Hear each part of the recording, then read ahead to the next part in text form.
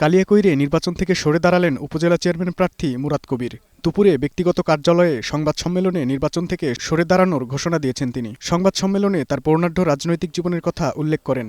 তিনি জানান, দলীয় প্রধানের সিদ্ধান্তের প্রতি শ্রদ্ধা ও সংগঠনের শৃঙ্খলা রক্ষায় উপজেলা চেয়ারম্যান প্রার্থীর পদ থেকে নিজেকে সরিয়ে নেওয়ার সিদ্ধান্ত নিয়েছেন।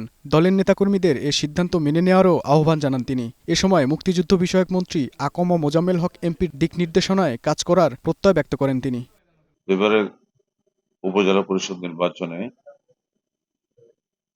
আমাদের দলীয় একটা সিদ্ধান্ত, চূড়ান্তভাবে একটা সিদ্ধান্ত এসছে, কোনো এমপি বা মন্ত্রীর আত্মীয় স্বজন বা পরিবারের কেউ নির্বাচনে অংশগ্রহণ করা যাবে না। এই সিদ্ধান্তটা এসছে আমাদের কেন্দ্রীয় আওয়ামী লীগের সিদ্ধান্ত। সেই সিদ্ধান্ত মাননীয় প্রধানমন্ত্রীর সিদ্ধান্ত।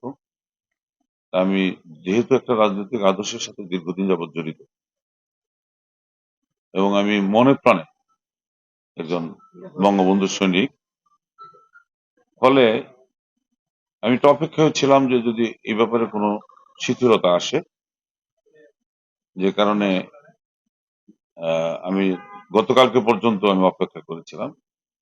তো যেহেতু দলীয় কোনো সিদ্ধান্ত আসেনি শিথিলতার, স্বাভাবিক কারণেই আমি দলের প্রতি শ্রদ্ধা জানিয়ে, আমার কেন্দ্রীয় আওয়ামী লীগ এবং মাননীয় প্রধানমন্ত্রী শেখ হাসিনার প্রতি শ্রদ্ধা জানিয়ে আমি নির্বাচন থেকে সরে দাঁড়াবার সিদ্ধান্ত নিয়েছি।